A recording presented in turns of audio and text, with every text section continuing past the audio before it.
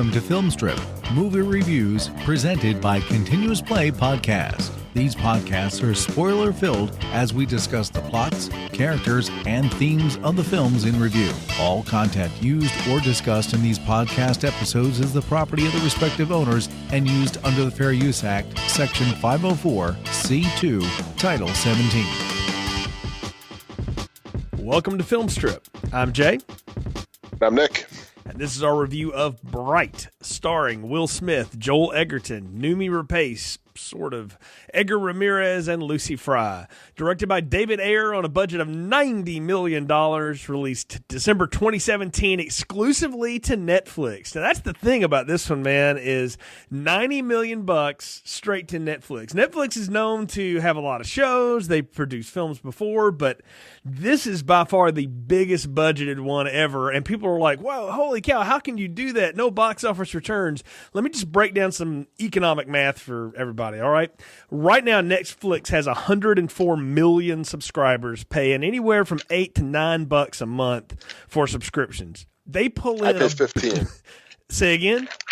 I said I pay 15. You pay because you do DVDs and streaming, right? So you're one of the few. No, I got the what they have now is you can do like 4 streams. Ah, I see. So I got the up one. So just, I don't share my account, Jay. I just need that many streams. So just like conservatively, they're bringing in anywhere from 900 million to about $1.5 billion a month. Now they have a lot of money they have to spend on marketing and on their infrastructure and all that stuff, but it's not like Netflix employs 5,000 people. All right, or maybe 50,000 people or something like that. So they got money to spend on something like this. And okay, so I mean, it's a bold choice, right? I mean, $90 million for this big effects action movie and for what at one time in the 90s was the most bankable star you could have, Will Smith. Yeah, for about, 5 movies was he pretty much the most bankable guy, I want to say. It's probably started with Independence Day, right? Then went into Men in Black, and I think he really started to teeter out when he got to Wild Wild West. Wild Wild West was a drop off, yes. But he rebounded a little bit here and there. But in the more recent years, I mean, when Will Smith isn't chasing Oscar bait or producing something for his son to be in, he's in this kind of stuff where he's basically playing Danny Glover's "I'm too old for this shit" character from Lethal Weapon.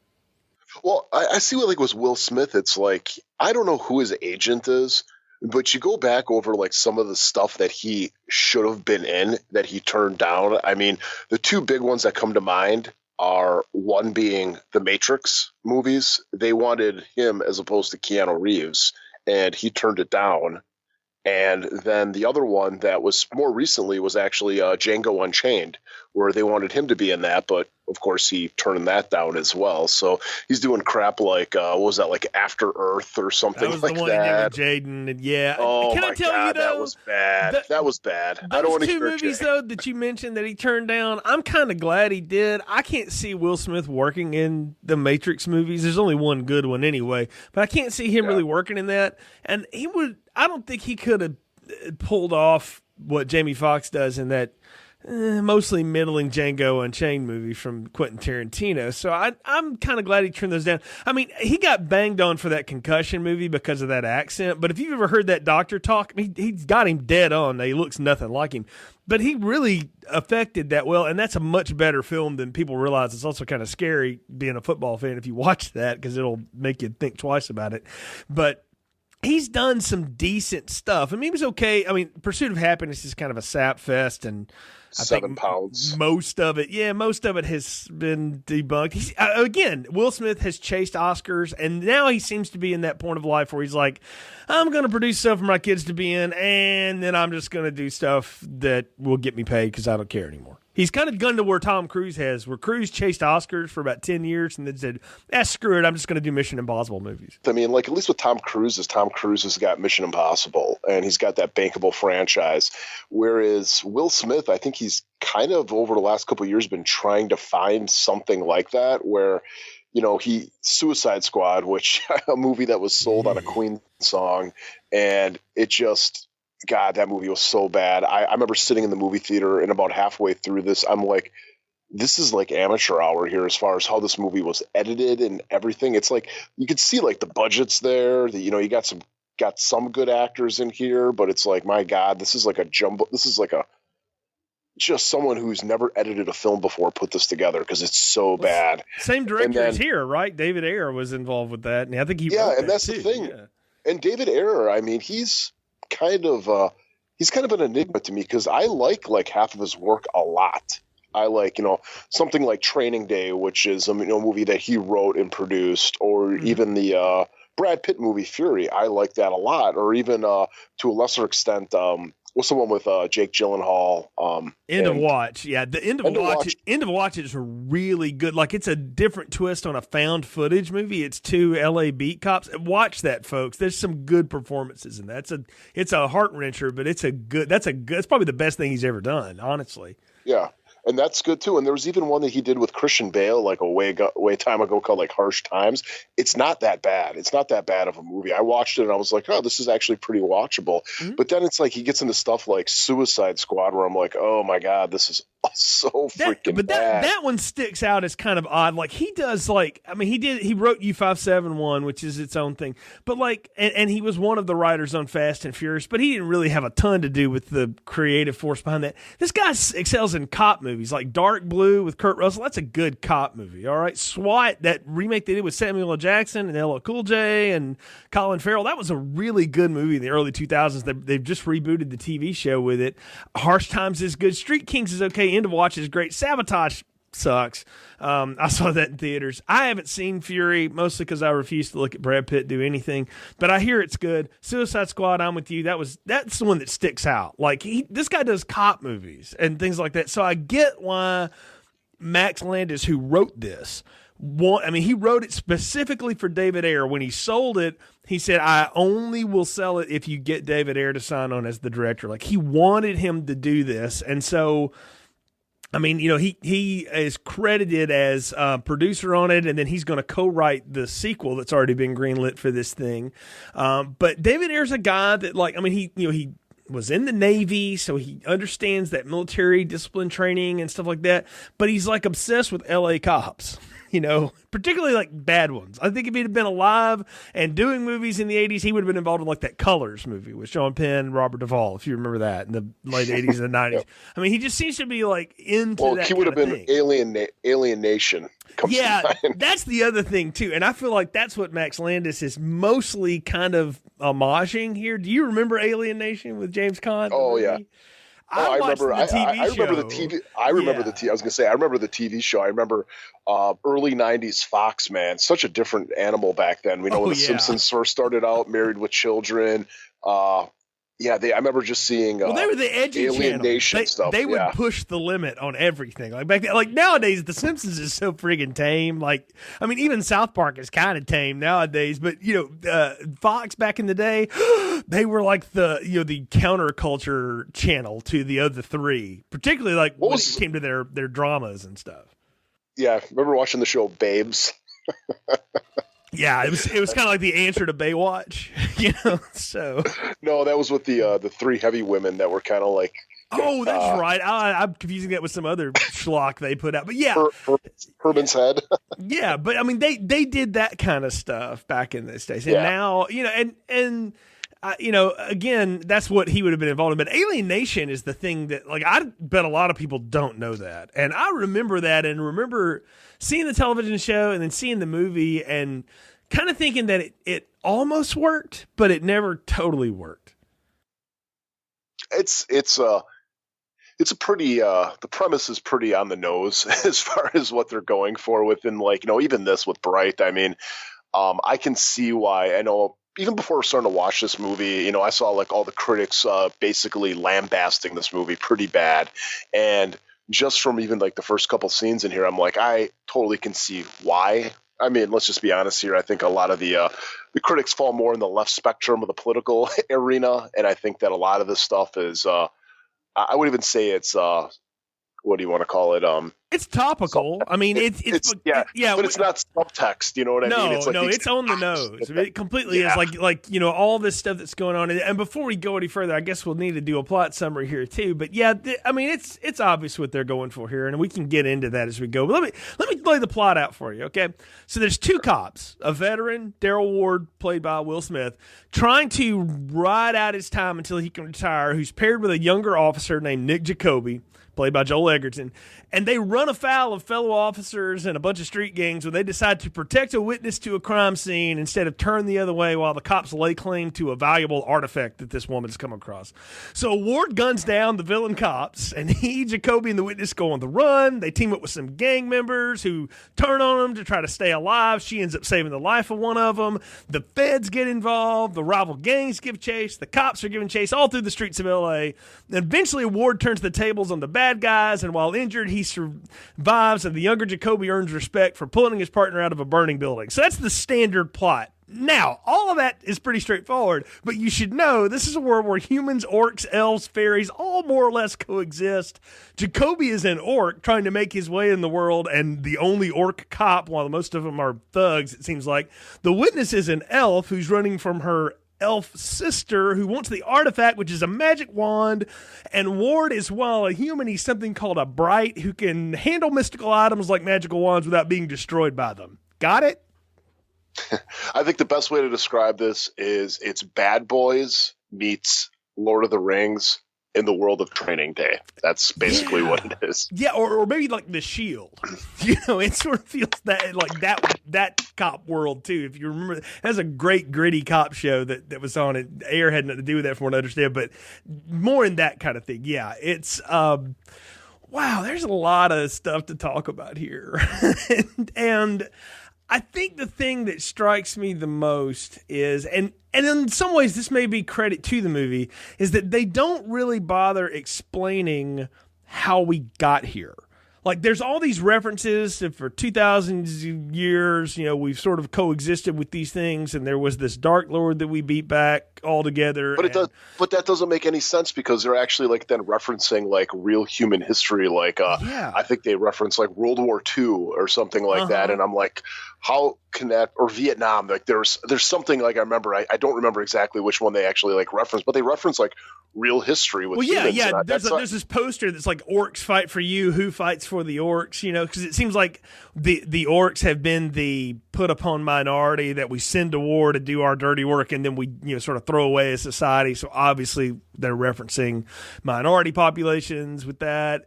And they even play off a joke with it where they've got, they stop some guy in the middle of a street with a sword, and there's a Hispanic cop who says, "Man, don't look at me. People still giving Mexicans crap about the Alamo." And like they play that off as a ha-ha joke, but then they're trying to have this big social commentary because there's this, this one other white cop who talks about, "My people slaughtered those people for hundreds of years, and now I'm just supposed to work with one. Will Smith, you're a friggin' Uncle Tom," or whatever. And Will Smith is just like, "Man, I'm just trying to get my pension and go home," because he lives in the hood. I do love the line. I do love the line though that Will Smith says to him. He goes, "You can't even remember your partner's birthday, so you're going to sit there and you're going to be talking about stuff that happened 2,000 years ago." Right. And that's like just kind of the whole thing. And I think that's kind of a nice little sum up of the world today. It's like everybody's so concerned about everybody else and everything that happened thousands of years ago or hundreds of years ago, but no one remembers anything that happened yesterday in their own life. Yeah, like, because this is a world where, like, the other thing you got to know is the elves are like the super rich people. Like, they go through, they're the 1%. They're the one. Yeah, they go through, I guess it's supposed to be like Beverly Hills or something, and that's there's rodeo, and they're all shopping, and they're dressed in the nines. And Edgar Ramirez is an elf who's also an FBI agent, so he's supposed to be really smart. I honestly, like, I saw he was in the credits, and then I kept looking for him, and I had to look it up. I was like, "Oh, that's him? Oh man," because I'm so used to him with that beard that he has, and the fact that they got it so clean, and his face looks so different, and those friggin' blue eyes and all that stuff. It's the eyes. Yes, it's the eyes. It's the eyes. I was like, man, I assume that CGI. I don't imagine he would sit around for context like that, nor that they would look that good on screen. But it's good effects, and I didn't recognize him. But that's the world we live in. The thing about this is, you can do one of these movies two ways. Either you can over-explain the world, and then we get lost in the tedium of that, or you do what this movie does, and you just drop people in it and let us figure it out as we go along. and I don't know if that's the wrong thing to do, but like I could have used like 2 minutes of exposition just to set all that up for me, because it's in like some drawings in the credits while they got this banging music playing, but I don't really pick it up from there. I'm left mostly just to figure this out on my own, and while I don't need everything explained to me in a movie, I feel like this one could have used like at least, I mean, we get a title card, but it doesn't make any damn sense. But I mean, it's all fantasy tropes, though. I mean, they're not really doing anything different with these characters than what's been done in J.R.R. Tolkien, at least from a broad standpoint. I mean, you go back and you watch those Peter Jackson movies with Lord of the Rings.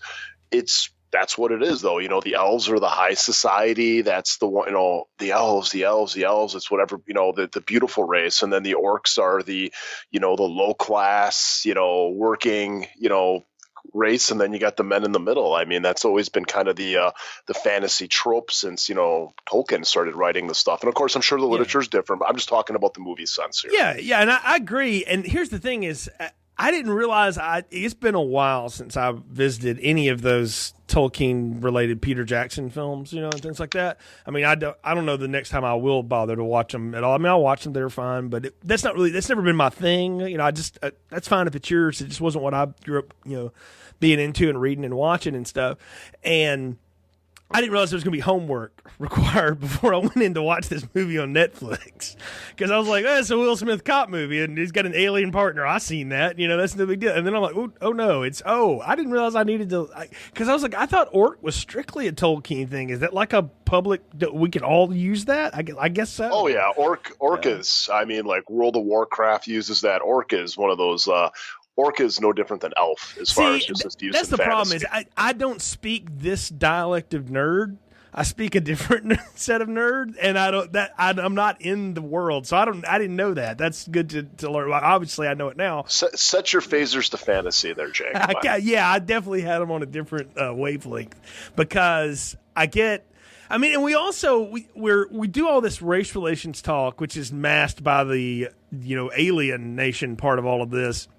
But Will Smith's, you know, he's married to a Caucasian woman. They have a mixed child. I can remember in my lifetime, and I'm not proud of this, to think that would have been like a shock thing, you know? Now it is just sort of played off, and I think you hit it on the head. Will Smith's the one that's like, man, y'all are upset about things. You don't even know who your own kids are. You know, like, it's like, who cares anymore, right? And I remember watching this, and it hit me 30 minutes later. I was like, wait a minute, he's married to a white woman. I was like, oh, I'm just now noticing that. Well, okay, I guess that's good. We've grown now where that's no big deal, but that's not done arbitrarily. You know, and I think that's done specifically so that Ward can be that accepting guy. But the thing is, he friggin' hates Jacoby. He hates being saddled with this guy. He begs his sergeant to pull him out of the car. He thinks about killing him. Like, and that's the part that I don't get about this is Ward seems to be so struggled with this, but yet he defends this guy at every turn. And I don't get that motivation. Like, it would have been better if he had just been like, y'all need to ease up on off my partner, you know, the whole time. I think it would have played better. Yeah, but I also think even from a way, though, it's kind of, I think he's torn as a character where I think it's like, you know, he gets it. I don't think he really cares for him. He's obviously got some issues because of a past experience. There was something that went down where his character got shot and his Jacoby wasn't there, and it was kind of like, hey, did he, you know, let the guy get away because, you know, he's an orc and everything? But that becomes a major plot point later on, because before the, you know, street gang orcs shoot Jacoby and he gets resurrected, he talks about, he said, man, I lost the guy in the crowd, and then I found a kid tagging the wall that looked like that dude, and turns out it wasn't him, and I let him go, and, you know, everybody's been giving me crap about it ever since, you know. So I mean, it's the same plot point, but it's the same plot point from Training Day. Yes, exactly. Yes, what it's the exact like, same plot point from Training Day. It works out exactly, and we'll get into that later. But yeah, I mean, I was. Yeah, for 1 minute, then he's sitting there defending him, and the next, you know, minute he doesn't really care for him. But I think in a way, though, and it, you know, we talk about this off the air all the time when it comes to even just like work relationships with coworkers. I mean, how many times do you have people that play kind of devil's advocate just to play devil's advocate with you at work? You know what I mean? And that's kind of how it was coming off with me, where it's like you got all these guys teaming up on him, and all these guys are white going, you know, with Will Smith, who's obviously black.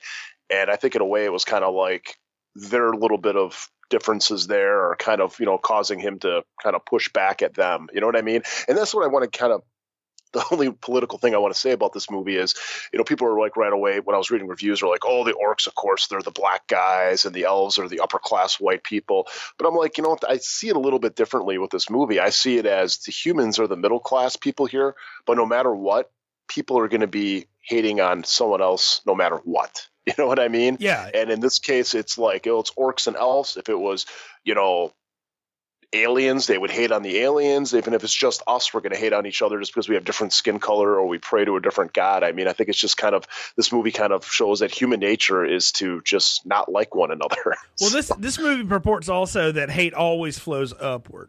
The orcs hate the white people or just the humans.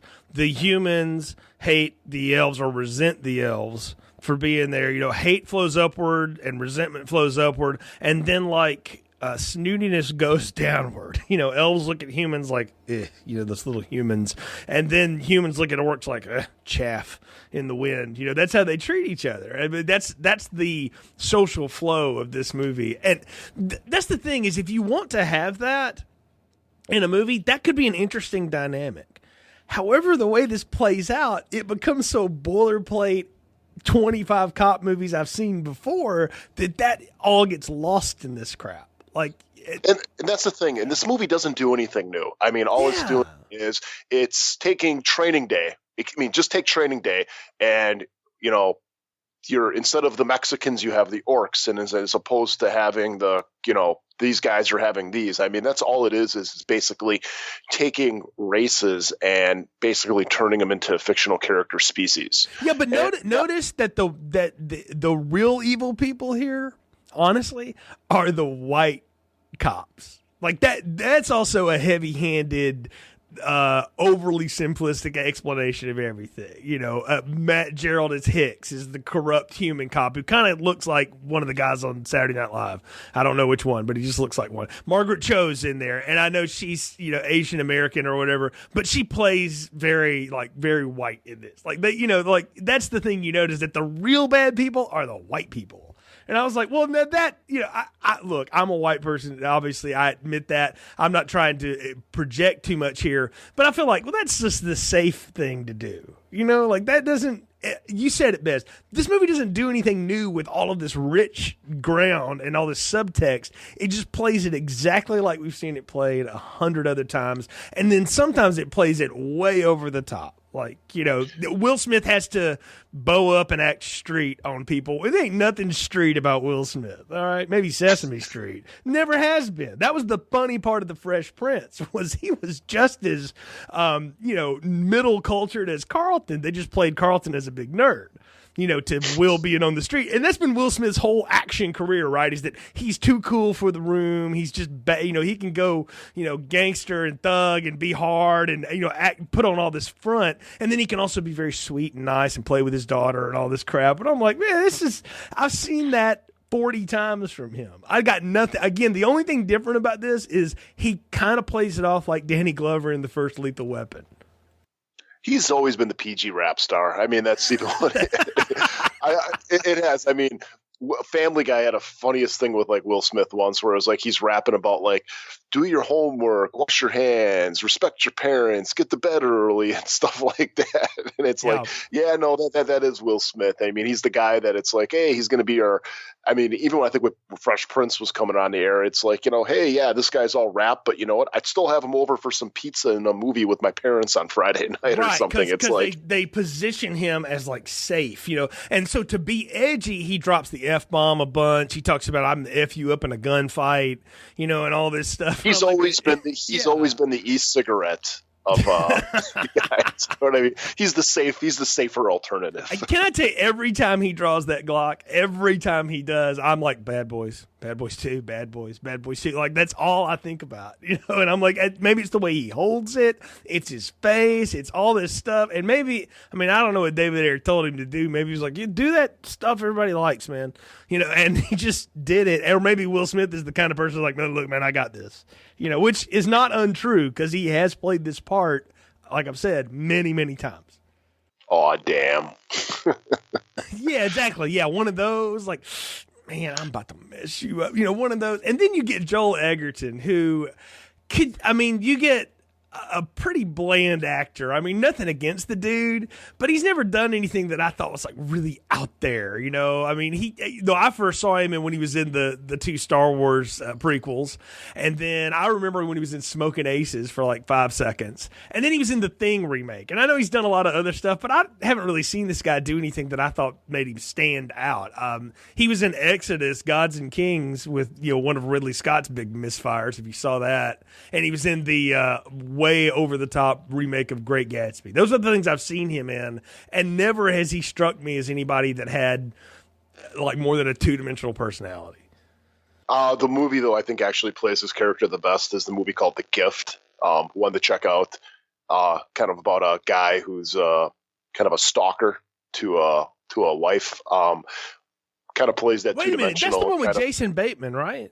Mm-hmm. I've seen that. I didn't realize that was him. Oh yeah, he is a weirdo in that one. I mean, like a real psycho type in that. That's actually a good performance. Okay, so I take it back. He's done one thing I thought was really good. Now, if you go look at your filmography, the guy's acted solid from 1996 till now. So I mean, he's done a lot of crap. I'm surprised he hasn't done like a Marvel something. He was in Zero Dark 30 apparently too. I don't remember him in that. All I can remember from that is Jessica Chastain because she's amazing in it. But he was one of the Navy SEALs along with Chris Pratt. There we go. Okay, so I'm surprised. And he was in the Warrior with Tom Hardy. Okay, see that's the thing. I look at this guy as like he's Tom Hardy's younger brother. It's kind of how he looks. Now he doesn't look like that in this movie, obviously, because he's all face painted up and stuff. Honestly, he comes off as the guy that works at Firestone. You know what I mean? It's like you're going to go in there and he's going to be the guy. It's like, yeah, I can get you a better deal. We're doing a 3-for-1 on Cooper tires right now, or buy 3 get 1 free, and we'll do the alignment for free and stuff like that. That, or he's like your 8th grade boys basketball coach. He could kind of be that too, which is kind of what he plays in Warrior. He plays like a teacher there. So, but anyways, back to Bright. Yeah, because in this he plays an orc who's like the first orc to become a police officer. He grew up around humans. He's kind of shunned orc culture, and that's the thing is they have a term for this. He's not what they call blooded as an orc or whatever. So he doesn't have any respect with his own people. So that's his whole arc here, and he earns that respect by eventually saving his partner from the burning building after Will Smith lights up the magic wand and blows everything to hell. Yeah. So with the whole plot, though, I mean, what did you take of it when they get over to that apartment complex? And essentially, this is where like the plot really kind of starts taking off with this movie. It's all about a magic wand MacGuffin, where they go into this apartment building, and there was all these like weird dark magic rituals. I still don't even know what's going on with that elf that's like half splattered on the wall. I don't even know what that is. The one Newbie Rapace like cuts her throat with her fingernails. Yeah. I don't know what that was either. I was like. This movie turned left into weirdo Rama. Like when they pull up outside, they're just having a shootout, and I'm like, "What? I saw that in Training Day. That's kind of cool, or whatever." That's realistic. The gun sounds good. That's the thing. Like one thing I'll say is more modern movies. You go watch like movies from the '80s and the '90s. The gun sounds are insane. They're all over the place. You fired enough weapons. They don't really sound like that, and they don't reverberate like that in certain ways. It sounds good, and I'm like, okay, that's kind of real. That's not taking me out of the movie. They're covering each other. Michael Mann decided to change that up with Heat when he's like, why are we doing this? Let's just actually use the sounds of real guns. And exactly. It's like, oh my God, so much better. It's way, way much better. So he's, they're doing this and I'm into it. And then they go inside and it's like weird shit is everywhere, man. There's like half blue people. There's this spiderweb woman on the wall. And I don't know what's going on. Who's like burned alive in the corner. And what we find out later is that's one of the things the wand will do if you shoot it at somebody. And there's the whole thing becomes the magic wand. We got to get a wand. That one cop puts on this big glove and picks it up, and it's like, whoa, man, it's so friggin' hot, And they don't do enough, at least in my opinion, of explaining the rules of wand handling and what a wand can do, because it can be everything from a flamethrower to a sniper rifle to a friggin' bomb, depending on who's wielding it, what you say when you throw it at somebody, all of that stuff. But isn't that always kind of the thing, though, with magic wands? I mean, you did the whole Harry Potter retrospective, and, that was always kind of one of the things in Harry Potter was it can, as you get later in these movies, it's like it can do all that. Why haven't you been doing that from the beginning? You know what I mean? Like the way they played it in Harry Potter is you had to learn it to like get better with it. So I kind of get that. Like as an old Buffy fan, like there was this joke on the show once where Buffy was like, ooh, crossbow. And they're like, no, you must start with wooden sticks. So she takes the wooden stick, she beats the crap out of her trainer. And he's like, okay, onto the crossbow. So I had kind of gotten used to, we just fast forward to the better weapon. We use the cheat code to get to it.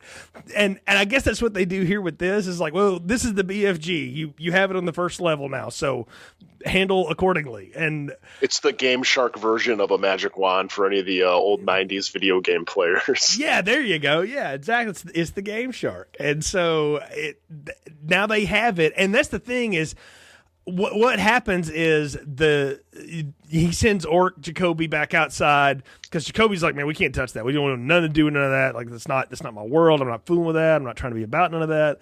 And Will Smith and the corrupt cops are inside, and they're all like, look, you got to make a choice. We either gun that freak down, we write the report up, and we just act like nothing happens, and we all walk away, and we can do whatever we want with this wand, or we kill you. And what we learn after he walks out of the room is they're going to kill him anyway.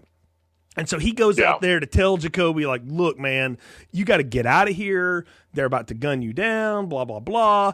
And they, come back in. They're standing behind him, and Jacoby's like, you got this guy here, here, and here. And then you get to see Will Smith wheel around in this needless slow motion scene where he shoots all those cops dead.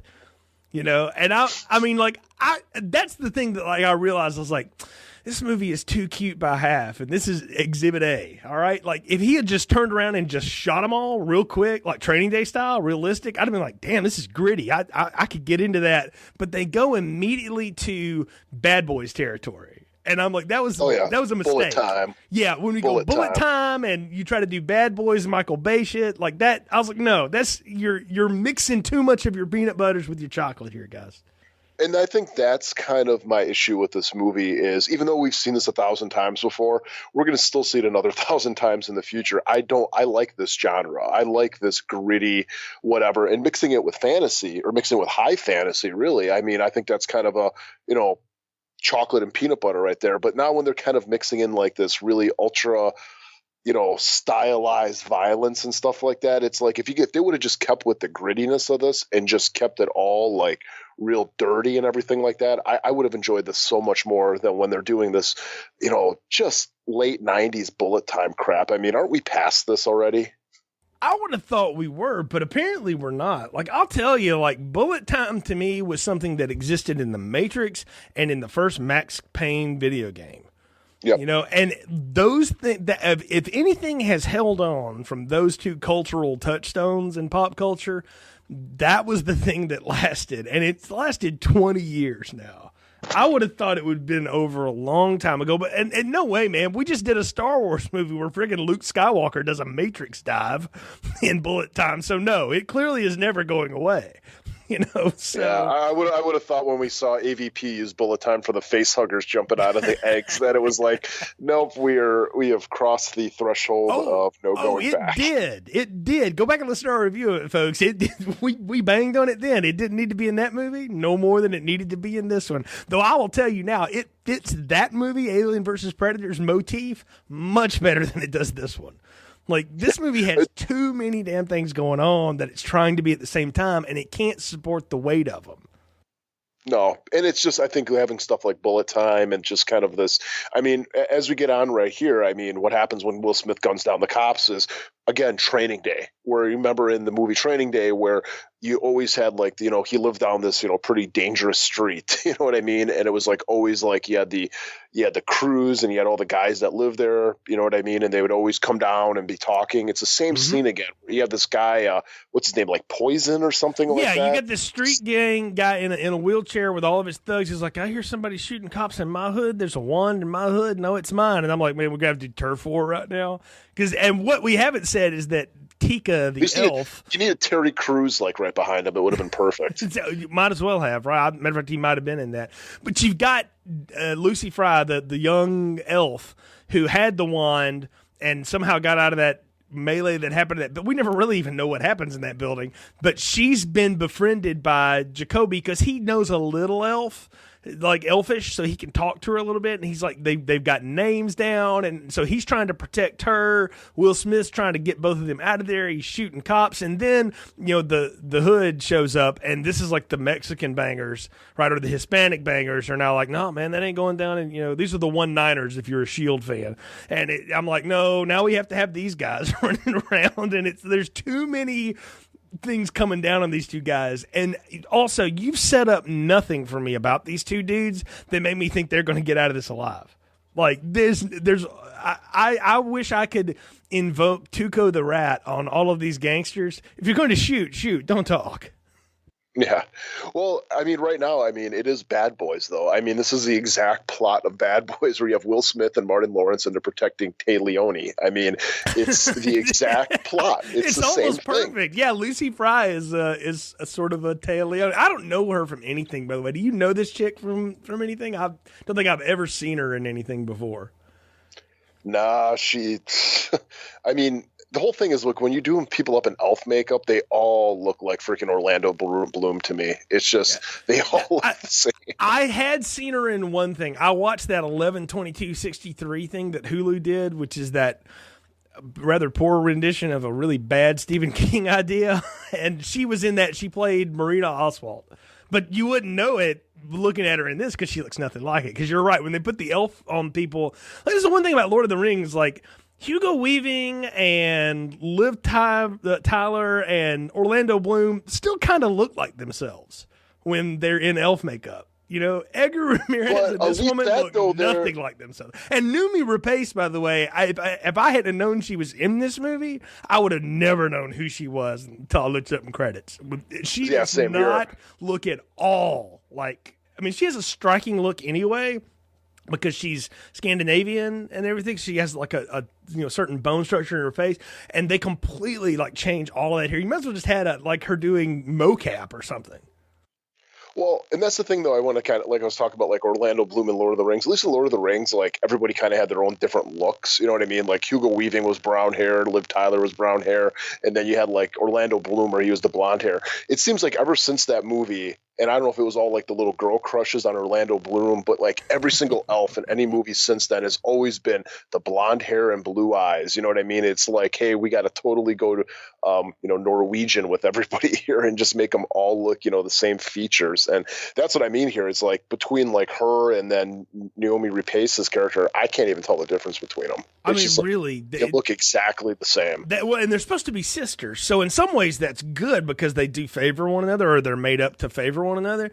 But I'm a little fuzzy on what Leela's thing is. She wants the magic wand so she can bring the Dark Lord back, but then she kind of says she doesn't. She just wants to take over her own part of I don't get what her plot is. Maybe I missed it. You tell me what she wants. I was hoping that you would fill me in on that, because honestly, I don't know. I know that when they talk about Dark Lord, I'm like, oh, okay, they're going to bring back Sauron. That's kind of the whole point here, is like this magic wand is kind of the ring from Lord of the Rings, and somehow, some way, it's going to be able to bring back this Dark Lord to, enslave us for the Fourth Age or some shit like that. I don't know.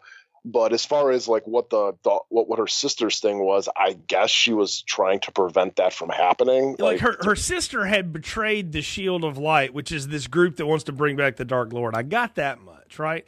But I also kind of got the sense that Noomi was like, I'm just going to go get my sister and we're going to team up and double cross all y'all. She was kind of doing a Darth Vader with Luke, like, let's kill the old man and take over the universe, kid, in Empire Strikes Back. I was like, I kind of got that she wasn't exact. There's no honor among thieves, Nick. And so I kind of felt like she was maybe going to double cross the bringing back of the Dark Lord. I don't know, because they play that Dark Lord thing off like it was such a big deal, but they never show us him. He's never like partially coming through a portal like, the evil overlords in Howard the Duck or something, and then they get destroyed. Like, we never see it like almost happen. They never even get close to it, really. Like, all you get is Noomi Rapace gets her on an altar and is about to stab her and kill her, and apparently, like, that sacrifice is part of this whole thing, and that's when Will Smith gets the magic wand and says ooga booga, and boom, everything blows up. So because Tika tells him what to say, and he's like, "Oh, I'm supposed to repeat you. Yeah, I got this." And what's up? here's my magic wand, and then there it goes. Yeah, I don't know. And you know what? I don't think it even friggin' matters because that's not the story. The story is he doesn't know if Jacoby ratted him out or sold him out with that guy until Jacoby admits to him what exactly happened, and the orc gangster shoots him, and then Tika uses the wand to resurrect him and blow all those other guys up, and then now they're friends. I guess. I mean, I don't know. They get medals at the end, kind of like Star Wars. So I don't know. I mean, they got the whole scene there where they get captured by another, like the big orc gang or whatever. The leader is I don't know if you recognized him underneath all that makeup. It was the security guard from Orange Is the New Black. So no, I didn't know that was him. Oh, okay. Yeah, Netflix is keeping it all in house as far as their characters go. Hey, look, you gotta. It's like you have the Miramax players from the '90s. You have the next Netflix players. I get it. It's totally fine. The orc gang, they're called the Fog Teeth. Because it's the one thing we know, like they all have like the bottom teeth that are shooting up, like the reverse fangs, basically. But did he cut them off, or does he keep them shaved down? Jacoby's are kind of like barely underneath his lips, like he doesn't, let them completely fang out because he's trying to look human. Yeah, I took it as kind of like a Hellboy thing where he was shaving down his horns and he was probably filing down his, That's the other thing too, is he has like a human name. He also has a very white name, Nick Jacoby, and everybody else's name is Dorgua and stuff like that. So he's completely shunned his whole culture because he rolls around as a LAPD cop. And I wish there was a little bit more background onto why he wanted to become a cop. I mean, there is like one scene where he sits there and he's like, ever since I was a little boy, I've always wanted to be a police officer. And it's like, why? You know what I mean? It would have been nice to get like maybe just like a little bit, because it's such a big thing. I mean, this is like, Jackie Robinson becoming, a baseball player, where it's like, hey, they want to be able to, this is the first orc that's ever become a police officer. And there should be a little bit more to it than that, at least from, movie sensibilities go. I mean, have something where maybe a flashback when he was a kid and his mom was saved by a cop or something like that. And like, he always had respect for him, you know what I mean? Or just something, in there. It just, to me, it was like, especially when you got all this stuff with, oh, you would have made a good orc here. And he's like, oh, I am an orc. It's like, it just falls flat because it's like, it doesn't mean anything because we don't know these characters. Right, yeah, that's the thing, is they didn't do enough to set us up. And like I said at the beginning, they just want to drop us in this world and then there we are. But you got to give me something to lean into. You've got to give me some bit of exposition somewhere where someone explains to me what the heck is going on, so at least I know what world we're operating in, because otherwise I'm there to connect all the things that you are ripping off / homaging in Well, this what's a good example is the reboot of Star Trek. And, Yes. I know everybody likes to rip on J.J. Abrams, but we saw Kirk and Spock in different parts of their lives kind of grow up and kind of see what they were going through, so that when they first met, even though they were at odds with each other, we understood where each of them came from. Exactly. And I think the setup of that movie is genius done when you have to reset a world. Like, I get it now. I totally understand what world we're living in with that Star Trek reboot. In this one, I don't. I have, and even think about movies this is trying to be. Training Day, Bad Boys. We get like exposition in the car between Will Smith and Martin Lawrence, where Martin Lawrence is middle class. He's always been middle class. He's a cop. He's just trying to take care of his kids. And Will Smith is like a rich kid who decided to be a cop. But we get that, and so we kind of know the world that they both represent. That's how we understand. He was like the Fresh Prince became a cop, which is, I think, exactly how they pitched that movie. And I get that. They don't set any of this up enough for us to be able to follow it. And because this is trying to be so many other things at the same time and have all these little member-berry cultural milestones plucked in it, it's an assault on my senses, and I'm just taken out of the movie because of it. Because I don't know what the purpose is, and I don't even care. Like, at one point, I'm like, well, this one seems kind of cool, and I'm like, I don't really care. Will Smith's obviously going to get that and kill everybody in the end. So, and that's exactly what happens. Yeah, and I think even something like with Training Day or Bad Boys, everybody's relatable because guess what? We're all human. You know what I mean? Yeah. We've already we understand. You know what I mean? Where you got like, oh yeah, he's the rich guy and stuff like that, wants to be a cop, or even in like Training Day, it's like, okay, yeah, this guy's the new guy at work. We've all been there. You know what I mean? And whereas in this, where it's like, hey, we're going to do something that's a different species and this and that, it's like, okay, well, you're telling me he's not human. So I need something there to connect to, some kind of human trait or some type of human situation here that I as the viewer can latch onto. And they just don't do it. I mean, I don't mind them dropping us into this fantasy world. I don't mind that at all, but you can't just drop me in the middle of these people's lives and expect me to be attached to them without some type of event or some type of flashback or some type of thing in the beginning that gets me invested in the characters. And this movie just doesn't have any of that. It's just kind of just, like I said, it's a muddled mess. That's the thing about this movie. And I think muddled mess is a good way to say it. And this movie, I think, would have been better off had Netflix said, let's take this big thing we've got here and let's break this into like 6 episodes. And let's make it another show. I know they wanted to just do a movie, and that Will Smith probably would have never signed up for it if it was just a show. But this feels like it could have been a really good Netflix show, because then you can roll this out an hour and a half, an hour at a time. Well, then you bring this. Well, this is how you do it. I mean, you do that's perfect, because what you have right here is you got the total in for this world. Yes. And you know who the in would be? Will Smith's daughter. Yes. Is you show them. You show her in school with orc children, with elf children, and you know what they do? They do a history class, and it's all like, This is what happened. So they're all learning that at the same time. And then you'll be able to get the orc's home life, him being able to go back to his area and seeing how he's jaded from his community because, he's the Uncle Tom version of an orc. You know what I mean? Where it's like, and that way you could build that. So by the end of the second episode, when you bring in this stuff, you know what? You can bring in all this crazy stuff. You can bring in the shark getting blown up by an oxygen tank because you're already grounded in this world. That's a good way to say it too. It would have been better had it have been longer. And I can't believe I'm going to say this because this movie is almost 2 hours long. And while it's not explaining anything to me, I also feel like it drags. In the second act, until we get to Jacoby's resurrection, basically, I'm like, let's get on with it already. I mean, come on, please. Can we get anywhere? I don't know if you felt that way about it, but I was sitting there like holding my head in my hands with one eye on it for a while going, is this ever going to get where it needs to get? Because I know what's going to happen. We're going to get Noomi Rapace is going to catch up to this sister elf, and Will Smith is going to have to do something with the wand that's magical. Like, I know that's where this is leading to. Let's just get there. And if it had been shorter, even though it would have explained less, even less than what it was already explaining, it would have been more digestible, at least for me, because I got bored in this movie until the climax. Oh, yeah. And as we talked off air on, I just finished this up today as we're, right before we recorded this. I fell asleep during the first viewing of it.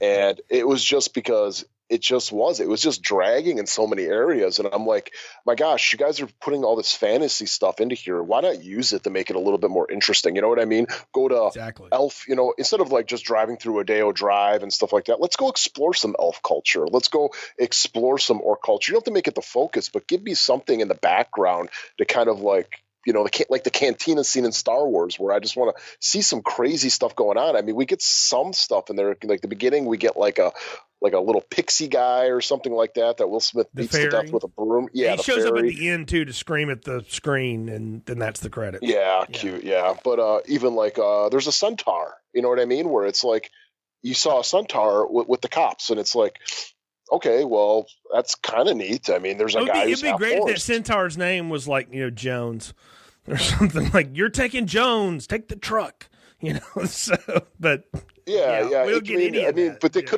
could have done something with that besides just putting us in a really dimly lit city that's just grungy and wet, and just kind of go from gunshot to escape to gunshot to escape. I mean, that's the entire thing. And by the time this movie was actually like getting to its climax, it was such a by the numbers. Of course, Will Smith is going to pull a Star-Lord, and he's going to grab that orb or the wand in this thing, and he's going to defeat the bad guy by using it. I mean, it's the ending of Guardians of the Galaxy.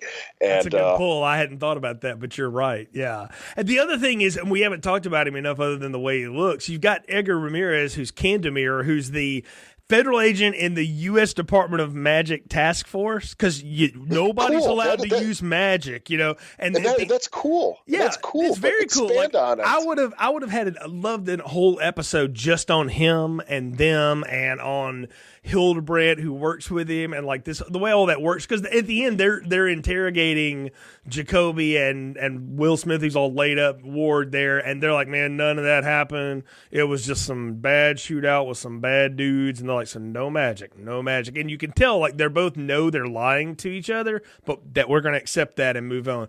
I would have bought that better if I cared at all about what the hell the U.S. Magic Task Force was all about. But they're just as nebulous as everything else in this movie. It's a cool concept, but again, they just come off like the FBI agents in Die Hard, where it was just like, they're there just to be the feds who are going to screw stuff up or possibly screw some stuff up and then cover it up at the end. But yeah, I honestly expected Candemire to go just like in Nam and Montague to be like, I was in junior high, dickhead. Like that's exactly how I thought that was going to go with this too. They lived, which was amazing. I did think they were going to die hard, those two guys. Yeah, but. Yeah, so we get to the end, and Jacoby, basically Will Smith uses the wand. The building starts burning down. He kills. And then Taki or whatever her name is, she disappears, and basically Jacoby grabs Will Smith. I'm just going to call him Will Smith. Might as well. He's just playing Will Smith. He is. He always plays himself. So he pulls him out of the building, and then he's basically we get the Star Wars scene at the end where they're all getting the recommendations and medals because dude saved him from the burning building, and that I guess. More importantly, Jacoby has now been blooded as an orc because he did this extreme act of bravery or whatever, and I'm like, that okay? I mean, they do explain that in the movie, but I don't care because what does that matter? He doesn't seem like he wants to be an orc. It doesn't mean anything because we haven't seen the orc culture and what that means to them. Right. Like they play it off like, does that mean he gets to join the gang now? He seems to be like going in the other direction of that. So why does he even care? That's I guess that's the deal is like, you can go and be a part of another, group and culture, but you've got to be true to your own culture or else you're just a betrayer. But I'm like, but that's not, I mean, if somebody rises up out of the slums and makes a life for themselves and doesn't do it nefariously and becomes a productive member of society, why do we look down on that? That's what you're supposed to do. And that could have been stuff that could have been explored here. You know what I mean? By him actually having a life outside that police car. You know what I mean? It's like, hey, he's going home, and that could be arguments that he has with his wife or with his father-in-law or with his own dad, where it's like, listen, what I mean? I don't want to. We need to.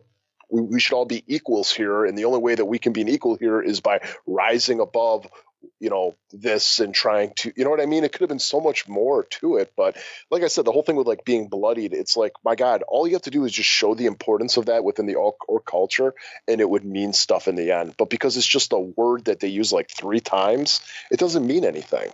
Exactly, and it doesn't resonate because we're not invested in this at all. And we get the little wink at the end because Tika is walking through the crowd at the celebration, and she kind of looks and smiles at Ward and walks behind his wife and daughter, and it's like, oh, okay, so I guess she's going to be their fairy elf now and watch over them or something, or I don't know. All I know is that they're going to do a sequel to this, and it just reminded me of the end of Fury Road, where it's like, I'm going to go off into the crowd. Yeah, I mean, but that was satisfying. That's the difference between a good movie and a bad movie. I mean, you watch like Mad Max Fury Road, he says like 7 lines throughout the movie, but you're just invested in him because of the filmmaking that's going on and then the characters around them. Yeah. Where but that's the thing. You can't have an entire movie made up of Mad Maxes because guess what? It doesn't. It doesn't make any sense, and it doesn't work. And there's another movie that doesn't bother that expects you to just know what this world is and things like that. Drops you in it. It's a chase for 1 hour one way, and you turn around and it's a chase for an hour back the other way, and you get all of it on the road there. But that one works because it doesn't make all these friggin' huge leaps and make me jump through mental hoops of nostalgia to get to it. I think we're going to do an obvious thing here, but it's time on the podcast to get final thoughts and popcorn ratings. So what are yours, Nick, for Bright? I tell you this, man, I've when I first started this, and like we kind of talked, you were kind of giving me your opinion right away. I was silent on it because I was still trying to digest this movie, even though it's just freshly eaten. And when I turned it off, I'm like, you know what? It's not that bad of a movie. I'm like, what's with all these critics, kind of ripping into it? But honestly, just kind of sitting here talking with you about it, it's like, no, I kind of am really starting to realize why there's been some bad word of mouth from kind of the critic elite here as far as this movie goes. And it's, as we discussed for this entire movie, is there's no connection to these characters. Okay, the plot is very by the numbers. It's a basic plot. The plot's fine. I mean, as far as from getting point A to point B to point C, but there's no connections to this world. And there's no connections to these characters. And when you mix in all these different genres and tropes and everything, there's really just nothing substantial there to hold on to. So to me, in the end, this is a small popcorn movie. And I honestly, when I turned it off, I would have said medium popcorn.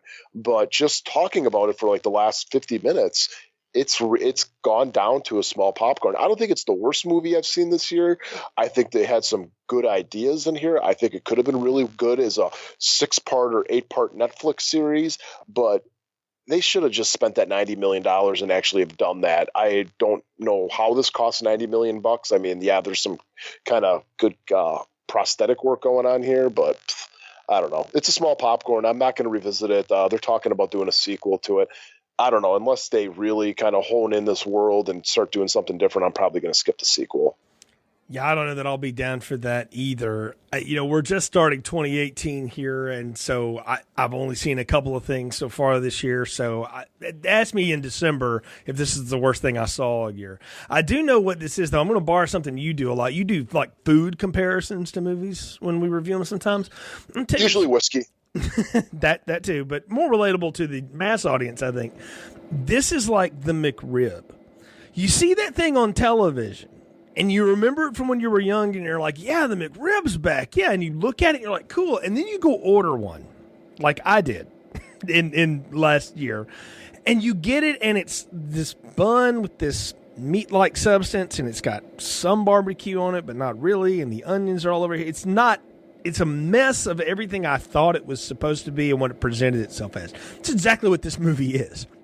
It's got a lot of parts that I would like if they were assembled correctly. And I think we're both right. This would have been much better as a limited run series because they could have explained it more. But even if they just make it as a movie, in 2 hours, you could have still explained and put this together better. The sum of the parts is less than the parts themselves. Is what I'm saying. Like, there's stuff here that is likable and it's enjoyable and it's homage, ripoff, whatever. That's fine. That's where we are as culture right now. I can live with that, for the most part. But it's just assembled so badly. This movie's assembled terribly, and because it could be so much more, it's my standard definition of the most frustrating medium popcorn kind of movie you can get. There's something here. And maybe on a second try, they can get it right. I don't know if I'm going to be down to go back and look at it or not, but maybe they can. But they didn't this time. The complete summation of all of it is not satisfying as a watch. It goes on too long. There's not enough to explain. I'm expected to know way too much on it. And I get things that I've seen 100 other times. There's nothing new to it. So I'm going to give it medium popcorn, but like that bad, stale, why did I buy this and put butter on it, medium popcorn. I think it's exactly what this movie is. And so it's a heck of a way to start the new year here. We came out with In the Mouth of Madness, our crossover with David and Chelsea based on a true crime, and we decided to do this one, and then we're going to go down nostalgia lane again next week, Nick, because we're going to get around to talking about It from 2017, the Stephen King remake. We did Stephen King movies, a slew of them, several years ago, and we did the It miniseries as part of that, and they're now remaking that, been trying to remake it for years. And Chapter 1 came out last year and was a huge hit. But I certainly had a lot of thoughts about that, and I know you will too. But we'll get into that one next week. I'm looking forward to talking about that. Yeah, definitely. I think it'll be a good discussion there. Should be a lot to talk about. Of course, everything's always on our feed, folks. Continuous Play Podcast -movies. You can find us on iTunes, Stitcher, Google Play. If you like the show, leave us a positive review. It helps other people find the show. We pick up new people all the time that catch up with us. We appreciate your support. And we're just getting started here in 2018 on Filmstrip. So once again, for Nick, I'm Jay. Thanks for listening to Filmstrip. Thank you for listening to Filmstrip. You can find more episodes on our website, continuousplaypodcast.com/movies. Please leave us a positive review on iTunes and link up with us on Facebook. The Filmstrip theme music is produced and performed by Frozen Lake 121.